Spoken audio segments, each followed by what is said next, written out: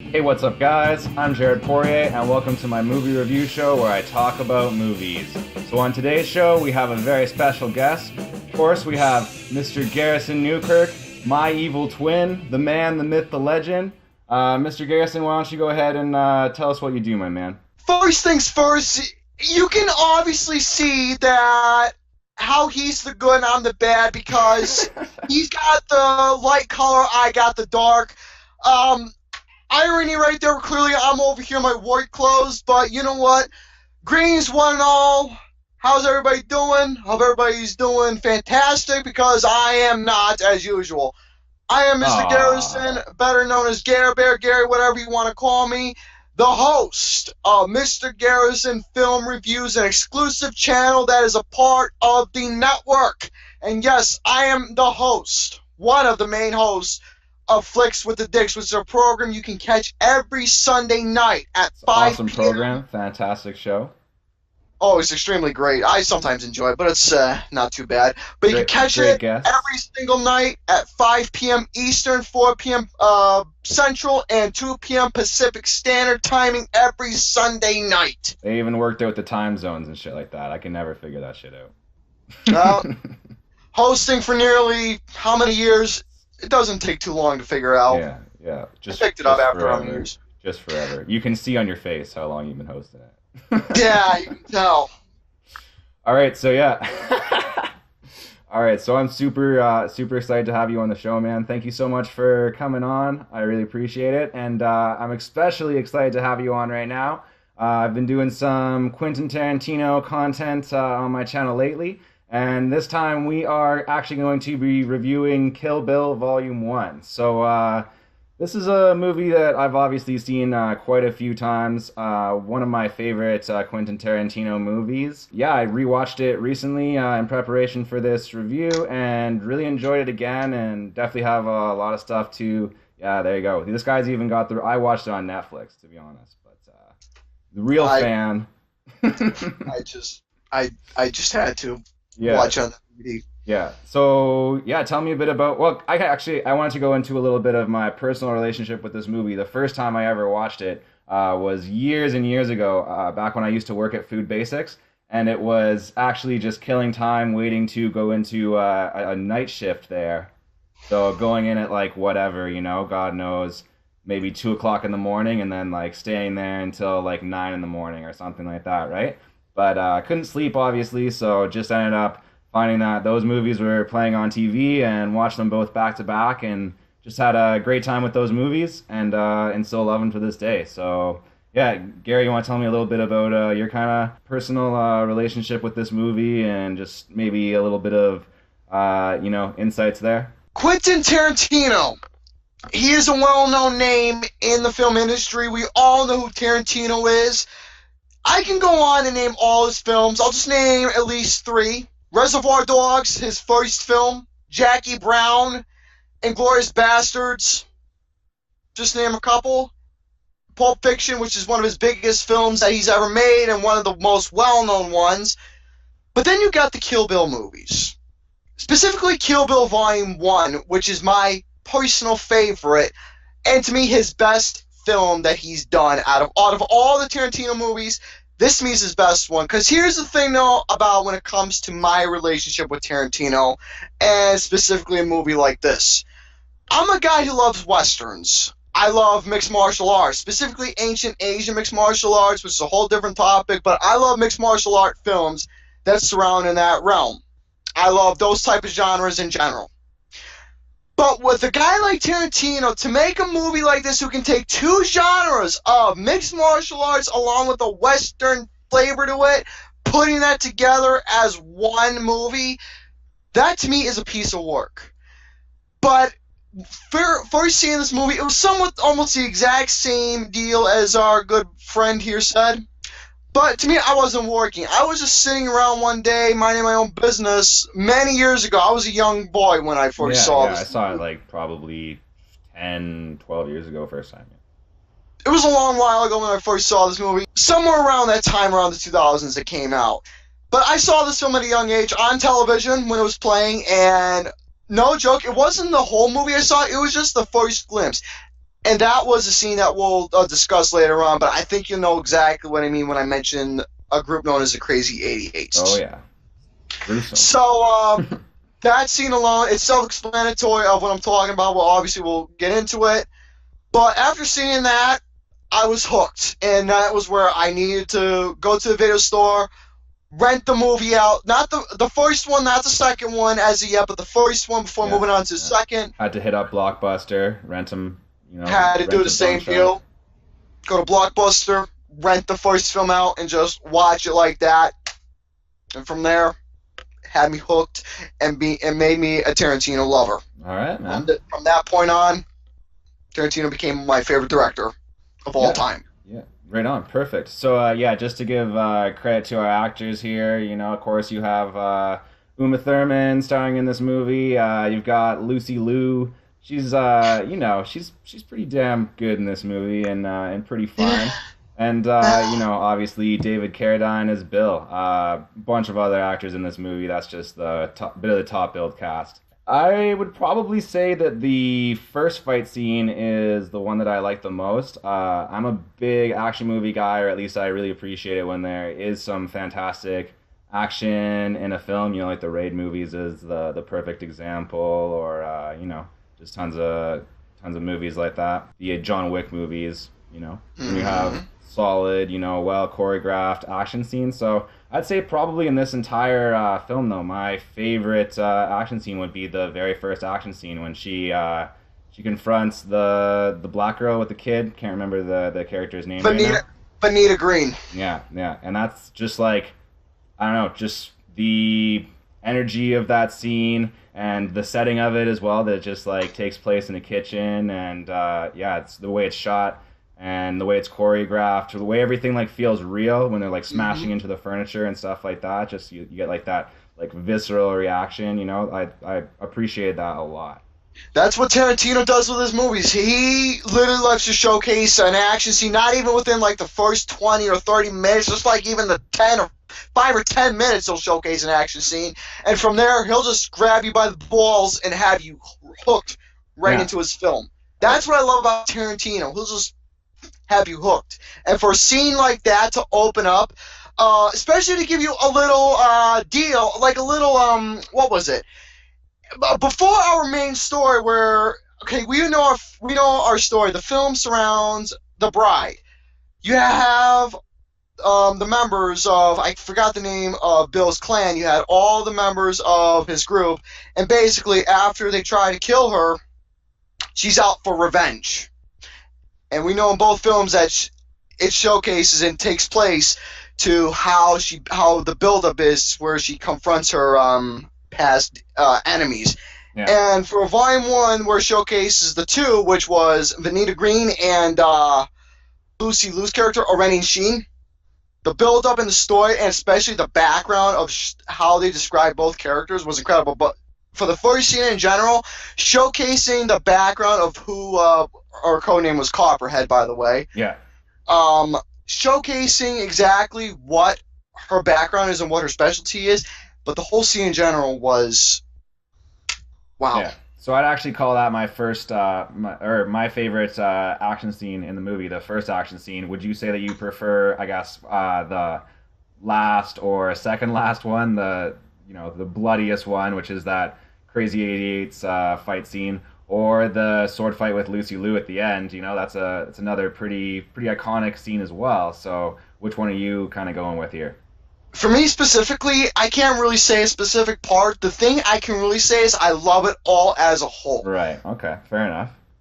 The main thing that really had me hooked about this movie, once they were done with the whole intro, the whole backstory of Oren Ishii, the whole backstory of her origins, of how she became who she was, but the main thing that really had me interested was how they showcased in an anime aspect. Yeah. That was total brilliance. Yeah, that is pretty crazy. I actually really glad that you brought that up, because that is a crazy part where they actually have like the animated sequence that's in the movie. Oh my god, it was. It's actually very roughly animated as well. Like it's really yeah. really roughly animated, and the showcase, especially if it's like an Asian deal. Yeah, how you all doing? And Yeah, by the way, for all you Asian ladies out there, I'm single. But still, for a whole deal like that to showcase a flashback sequence, a flashback yeah, montage, yeah, especially in origins of how someone became who they are, in a bloody anime like that, yeah. I just kept thinking to myself, damn, That is a sick scene. It's pretty amazing. it was freaking incredible. So yeah, Pulled so the hell out of it. really not for you. It's not one part of the movie or the other is your favorite. It's how it like functions as a whole. And I'm actually glad that you brought that up as well because that's something that I was talking to Rami about, or Fat Boy. Hmm. And yeah, just we were kind of talking about the well, we'll get into that I guess when we talk about Kill Bill Volume Two. But yeah, just how even the entire uh, two movies when you watch them as one thing that actually like functions very well in the way that things are set up throughout the entire two movies as one. Another thing that I kind of want to talk about here is like some of the really cool cinematography. Some of my favorite shots are the ones that are like the God's eye point of view. That he uses them a lot in that like first action scene, but there's a little bit more of that type of stuff. And of course, like the camera work during that crazy '88 scene is A lot of crazy incredible camera as work. well. Yeah. A lot of crazy camera work that was produced for this film. Yeah, and we can talk about the use of black and white and that type of stuff as well. But I guess other people have kind of gone into that type of shit quite a bit. Have you seen? I'm sure a lot of folks have seen the original extended cut. I think it was the extended or director's cut where it was not in black and white, but The a bloodiest lot more scene is what extent. we're talking about. Yeah. Basically, it was not in black and white. It was all in color, and it showcased the whole sequence. A lot more extended deaths that you didn't see in the film. A lot of extended stuff, which to me, I prefer that a lot more than the black and white version. But still, was an amazing showcase, regardless. Yeah. Absolutely. Now, as for some of our supporting characters that we have in this film, minus Oreni Shi, especially her backstory, we learn a lot about some of the background characters. I'll name one of them in general, Gogo. Gogo in general, who was her personal bodyguard. She becomes that stereotypical schoolgirl, but instead of being that typical schoolgirl, she had a bit of a twist to her. Yeah. And if you've seen the movie, you got an idea of exactly what she is. She's a bit of a nut, and she's definitely a badass in the film. And the whole, by the way, before the whole deal of the Crazy Eight Eights, the whole fight sequence between the bride versus Gogo, that was intense. That was intense stuff, man. Yeah. Really intense stuff. Yeah. Absolutely. And another thing about it is the whole deal with Oreni Shi, when she was in this one particular area where she was becoming the main head of the mob bosses. The main head boss, when he was talking so much crap about her, Yeah. she literally just got up and just tiptoes cut his across head right off. tiptoes across the table and cuts his head off. Jeez You don't Louise, talk man. shit about my girl Lucy Liu. Like she doesn't fuck around. No, she don't fuck around at all. I don't usually say fuck on the channel, but when Gary's here, come on. When Gary's It's here, okay. we're gonna do it. It's We're gonna alright. do it. Whatever. It's alright.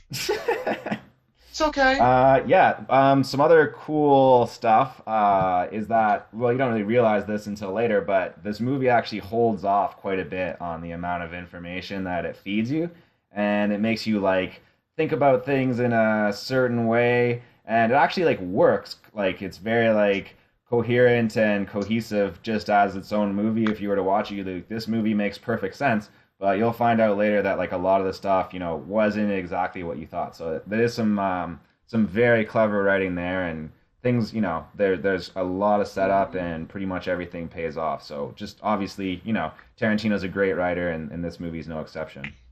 Speaking of clever writing, fun fact: the suit that the bride is wearing in this movie.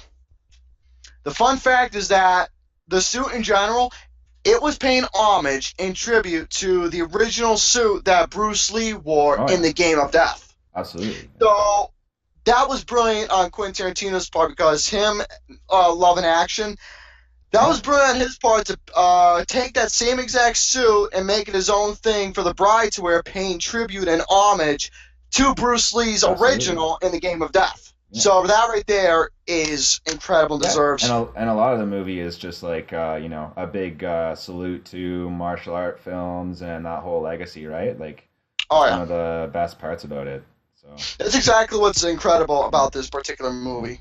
it also is one of the things that makes this movie really hard to criticize. Like I didn't want to come on here and just both of us, just talk about how great Tarantino is all the time, but that is one of those things where because certain things are done in the movie a certain way, maybe you say, oh, that's kind of a bit like hokey the way that that line was delivered, or like that fight scene wasn't, done with like the most modern fight staging techniques or something like that. But it's because they're like homaging those movies, like the style of zooms that he's using, or just like sometimes the style of the fight scenes and stuff like seems a little bit hokey, but then you're like, oh, this is because it's like, it's an homage to those like martial art movies and stuff of the past, and actually like taking a, like you said, taking a Western film and then just like colliding that with like a martial arts movie. You know what I mean? So yeah, I thought you said hoagie sandwich. like a hoagie. Yeah, a bit hokey, a bit I like hokey. I like hoagie. You need to eat something, man, other than fucking Hoagie's good. other than honeycomb cereal or whatever. I don't know. I don't know what to tell you. Yeah, man. I don't know what to tell you. What else you want to talk about here? Foot fetish? You want to talk about the violence? You want to talk about some other stuff? Foot fetish. There's a lot of foot fetish stuff in this movie. I'm not gonna talk about that because I hate feet. But There's some sexy Asians in this movie for you, but there's some feet for me. yeah, because Lucy Liu, we all know about my love for the Asians. Yeah, So yeah. For those who don't know, I love Asians, but we're not. I'm trying not to check out talk Gary's about that. review of Crazy Rich Asians. Yeah. Oh, I love fuck. that one, by the way, man. That was a fun one. It was a good review. But as for back to our Kill Bill. Great. Now I lost my train of thought. Now, one thing about this movie that I love is that this film is a suspense. The whole entire film is a suspense. It's not just suspense of how she's on her journey to get Bill, Mhm. but you see a lot of flashback sequences of how the bride and Bill have a connection with each other, and you can Mhm. see how these two were connected. These two have a connection together. They are both very close, but at the same time, he backstabbed her really hard, and look what happened. Like I said before, of our main plot, where she's on revenge of going against people who almost legitimately killed her and put her in a coma for God knows how long. Right. Now, now you're probably asking yourself, she was pregnant when this whole deal happened. When we get to the second the review on the second film, we'll probably do a lot more discussion on that in the second film. Mhm. But as for right now, this is one of those films where it leaves you in question: what happened to the child? What happened to her belly? Did the kid live? Did the kid die? Right.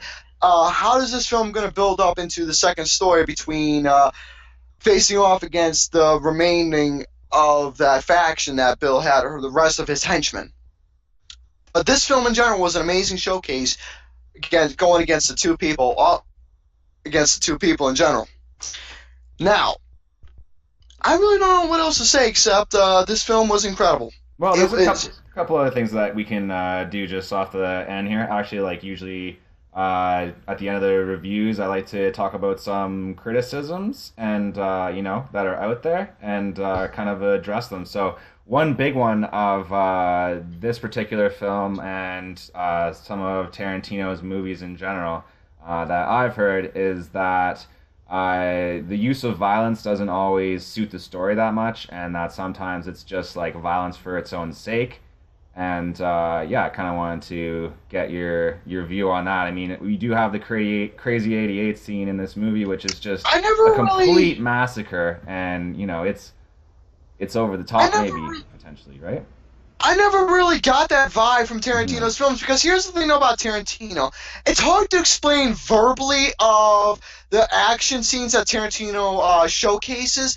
You'll just know visually of that type of action that Tarantino does. Instead of explaining it, because it's hard to explain, visually you'll just know from instinct in a Tarantino film of what he showcases of that type of action. But again, you'll just know visually of the action that Tarantino does. Now, over the top, I cannot really say how certain scenes are over top, but we all know. Okay, we're not gonna. I don't mean to change the subject, but the only movie that you can say is not Tarantino gold is Dead Proof. Mm-hmm. Not a fan of that movie at all. I To like me, that it's a movie. waste picture. But after that, he did build up his reputation, managed to get back to where he needs to be with Hateful Eight. But again, that's a little irrelevant to what we're discussing. But with this film in general, I didn't really think that the action was over the top at all. To me, it played a perfect role, especially the showcase of what Tarantino does, that flavor you get in this movie. Yeah. It's just visually showcased, and it's that action that you love that Tarantino portrays for everyone. Yeah, it definitely So, does an amazing job with especially the sword fight sequences and stuff like that in this movie. I really got nothing bad to say about this movie. Yeah. I really got nothing. All right, well, what about the angle of it like being a feminist movie? Like, do you consider like the, Kill Bill franchise like, feminist? I don't consider it to be feminist. I never Yeah. got that vibe of being Yeah. feminist. All I got from the movie is just a woman who's on revenge to kill some assholes. Right. I guess that what I'm saying is like in a similar way, in Django Unchained, how you take like the classic actually like white man led story, like a Western story of, a white man that gets to, do all this violence against people, kind of the same way in movies where you have like, men doing violence against women. Now you have finally a movie where like Uma Thurman takes on that, and now she's a woman who is actually getting to enjoy that violence that she can perpetuate against men, actually like taking down Bill, and you get involved with it, and you like want her to succeed. So Well, the thing is, with Uma Thurman, the reason why she's such a badass that she is, especially knowing all the mixed martial arts sword fighting, because she was trained on how to do this, because Bill taught her some things. And in the second movie, you get a little flashback sequence of some of her training techniques that she was able to learn, which will be discussed in the second review when that comes. Yeah, sweet. So, it's all showcased there. Yeah, so I think that's pretty much mostly we addressed most of it. I mean, of course, I really love this movie as well. Really excellent writing, excellent acting, really fantastically choreographed action scenes. I'm a huge fan. Yeah, not much more to say than that. Another great Quentin Tarantino movie. Yeah, and I'm really looking forward to bringing you on to talk about part 2 as well, Gary. I'm ready. All right, sweet, man. So that's going to be it for now, guys. Thank you so much for joining me for another episode of the Movie Nerd Review Show. As always, I love you guys, and I will see you guys next time.